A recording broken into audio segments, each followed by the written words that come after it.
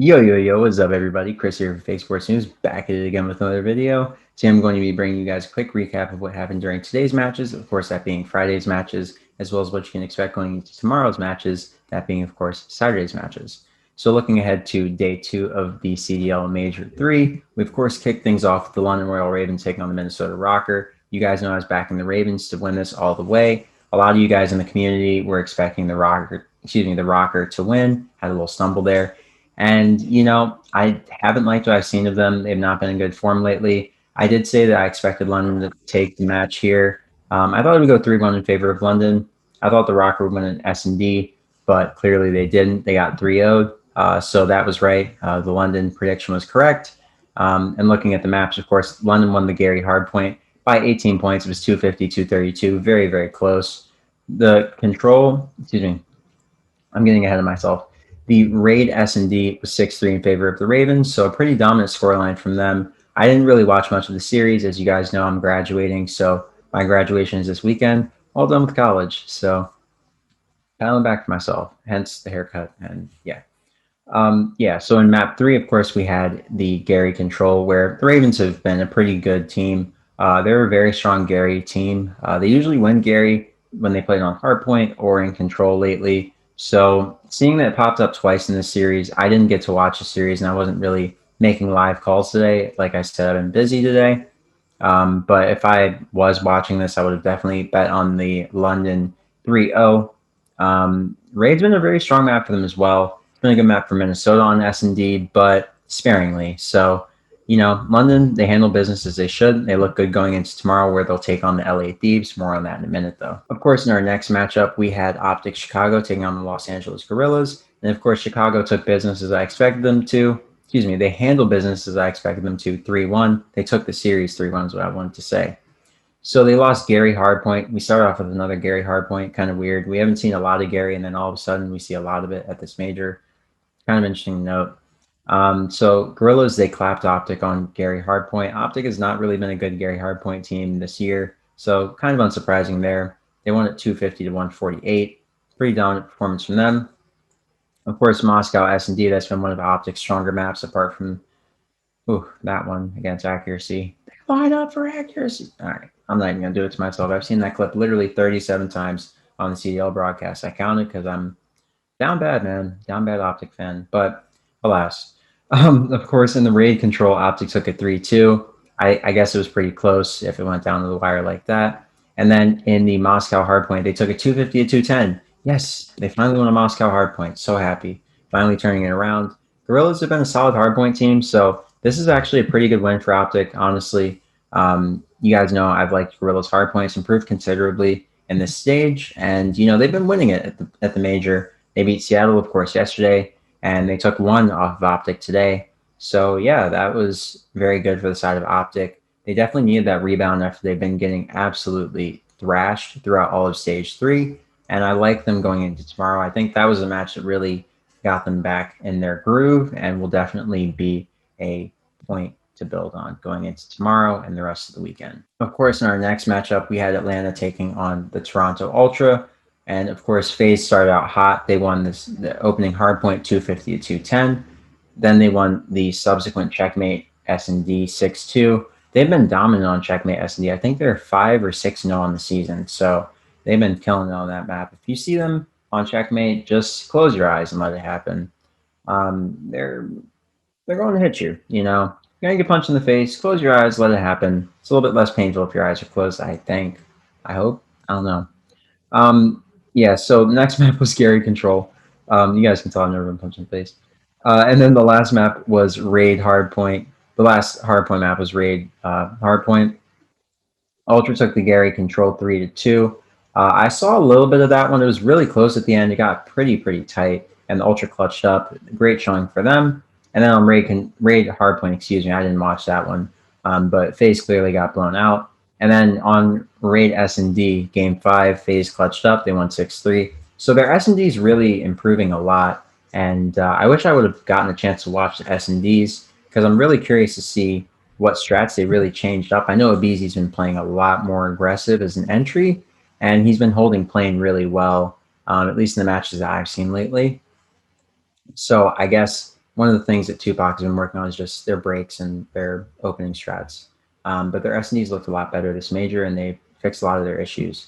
So, of course, in our last matchup of the day, we have the New York Subliners taking on the Florida Mutineers, and the Subliners took the brooms out. Glacier said, swept them, you know? And we got Janitor Clay on the scene, sweeping them.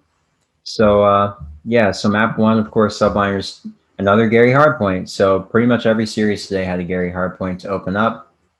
They went 250 to 149. Mutineers got absolutely dominated on this Gary Hardpoint. And it's kind of what you expect. You guys know I was honestly in support of a 3-0 for the Subliners yesterday. I actually said on the video a 3-0, and I put a 3-1 in the graphic just to be safe. But you guys know I was supporting a 3-0 on the side of the Subliners all the way. I felt the Thieves really just, I don't know. I felt they made some missteps in that series against Florida, and Florida, like I said, pounced on it. But they're not really that strong of a team at the moment, and it showed in this series. I mean, they got 6-0'd in, of course, the Express, Search, and Destroy. Then they got 3-0'd in the Control. I watched a little bit of the Control um, at the end, of course, so I was heading home, and yeah, it wasn't pretty. Hydra was absolutely having, and I guess that's what happened throughout the series because his numbers were insane when I reviewed them. And yeah, I think that continues going into the weekend. At this point, I think FaZe and New York Subliners are on a collision course, and I think that's probably going to be the finals. But I do think that Optic and Toronto are the two teams that can play spoiler there. I'm hoping it's Optic if anyone plays spoiler. But yeah, that's how I see it going. Now, looking ahead to tomorrow's matches, we kick things off, of course, with the Ravens taking on the LA Thieves. I think the Thieves will correct their mistakes tomorrow. I think they win this series 3-1, and I think they win the opening hard point. I think London won the search, and I think Thieves won the control in the second hard point. But honestly, the way they'll probably go down is London win the first hard point, Thieves win the search, Thieves win the control, then London win the second hard point, go to game 5, and I don't know who takes it if it goes to game 5, but that's probably where it goes. And I want to say Thieves, run it up. So 3-2 Thieves is the most likely outcome, but my prediction is a 3-1 Thieves, where Thieves take the opening hard point, London take the search, Thieves take control, and then they take the second hard point. In our next matchup, we have Optic Chicago taking on the the Dallas Empire. Sorry. And this is going to be a really interesting one. I think that given the form that Optic's been in lately, that win against the Grills was big in terms of their momentum, just getting back on track as a team. So I think Optic walks away with this one, but I'm not really sure how it goes down. I think they probably win 3-1, but given how they played FaZe, of course, that being the Empire, I don't know. I think it really could be a 3-0 in favor of Optic. I think that Gorilla Series, like I said, was a big momentum swing for them. And on the side of the Empire, I don't know. After a loss to FaZe like that, what do you do, right? Like, how do you really rebound from that? So that'll be interesting to see. Of course, in our next matchup, we would see the Toronto Ultra most likely taking on the LA Thieves, but they take on the winner of LA Thieves and London Royal Ravens, I believe. I'll correct myself, of course, if that's wrong. And regardless of who they play in this scenario, I think Toronto wins this.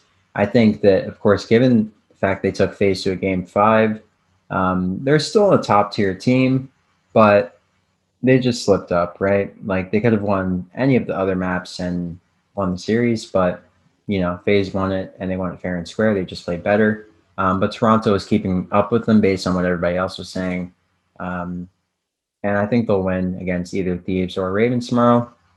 Of course, in our next matchup following that, and the scoreline for that matchup, I think, is a 3-1 in favor of Toronto. I think Thieves or Ravens will probably take. Ooh, what would they take? Maybe control. Both are good control teams, so maybe they take a control. But Ultra's just been lights out. Let's just be realistic. Let's give Ultra a 3-0 here. I think Ultra 3-0, whoever it is, they've just been outclassing everybody in hardpoint, S&D, and control lately. Apart from a team like FaZe, of course, who I think are still the best in the game. They're just deepening their map pool, and it kind of backfired at Major 2, of course, seeing how weak their map pool was. So 3-0, I think, for Toronto Ultra, no matter who comes out of course, match 1 as the victor. And then in our next matchup following that, we would see Optic Chicago or the Dallas Empire taking on the Florida Mutineers.